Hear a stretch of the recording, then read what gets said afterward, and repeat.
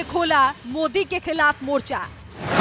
जिस बिल का करते रहे विरोध, उसी को सदन में ले आई बीजेपी। सोनिया गांधी के समर्थन में आई उमा भारती। क्या बीजेपी से दूरी और कांग्रेस से बढ़ेंगी उमा भारती की नजदीकियां?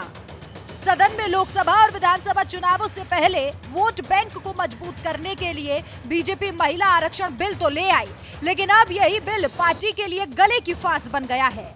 एमपी की पूर्व सीएम, बीजेपी की वरिष्ठ नेत्री और सरकार में कैबिनेट मंत्री रही उमा भारती अब सरकार के लिए ही परेशानी का सबब बन गई है।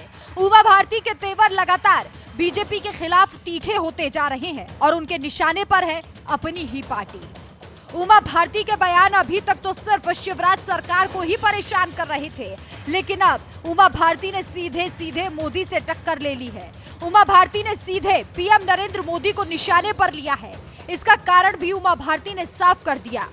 कारण है महिला आरक्षण बिल, जिसका सबसे पहले उमा भारती ने ही विरोध किया था और मोदी सदन में उसी बिल को ले आए। यह मनमुटाव इस विधायक के प्रावधानों को लेकर है। पहली बार उमा भारती की नाराजगी खुलकर सामने आई और बीजेपी नेत्री अब सोनिया गांधी के समर्थन में आ गई हैं। जो बिल मोदी सरकार लेकर आई है उसमें ओबीसी और अल्पसंख्यक महिलाओं के लिए आरक्षण का प्रावधान नहीं है और इसी मामले को कांग्रेस संसदीय दल की नेता सोनिया गांधी ने सदन में उठाया था और कहा था कि हमारी पार्टी इस बिल का समर्थन करती है, लेकिन इसमें कमजोर वर्ग की ओबीसी महिलाओं के लिए कोटा होना चाहिए और इसी का समर्थन उमा भारती ने भी किया। उमा भारती ने कहा, 1996 में एचडी देवगौड़ा की सरकार महिला आरक्षण बिल को लोकसभा में लेकर आई थी, लेकिन उस बिल में ओबीसी वर्ग की महिलाओं के लिए आरक्षण नहीं था, इसलिए मैंने इसका विरोध किया था। मेरे विरोध के बाद देवगौड़ा सरकार ने इस बिल को स्टैंडिंग कमेटी में भेज दिया, जिसे 2010 में यूपीए की सरकार ने राज्यसभा में पेश किया, लेकिन ये बिल लोकसभा से पास नहीं हो पाया। उमा भारती ने कहा कि आज जो बिल सरकार लाई है, मैं उसे देखकर हैरान हूँ। मैं सोच भी नहीं सकती थी कि इस तरह का बिल बीजेपी सरकार पेश करेगी। जैसे ही मुझे पता चला कि इस बिल में ओबीसी वर्ग के लिए आरक्षण नहीं है, तो मैंने पीएम नरेंद्र मोदी को पत्र लिखा और मांग की कि इसमें ओबीसी वर्ग को शामिल किया जाए। उमा भारती ने कहा, जब ओबीसी के लिए कुछ करने का समय आया तो हम पीछे हट गए।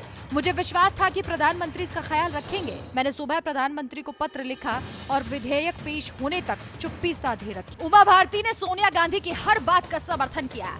इसके साथ ही उमा भारती ने यह भी साफ कर दिया कि महिला आरक्षण बिल के जरिए महिला वोट पाने की कोशिश पार्टी की नाकाम रहने वाली है। इसके बाद ओबीसी वर्ग बीजेपी से नाराज हो सकता है। अगर हालात ऐसे ही रहे और ये नाराजगी और भी ज्यादा बढ़ी तो यूपी में योगी सरकार भी जा सकती है, क्योंकि ओबीसी वोटों की संख्या बिहार और यूपी में सबसे ज्यादा है। ओबीसी वर्ग का गुस्सा 2024 में बीजेपी को बाहर का रास्ता भी दिखा सकता है।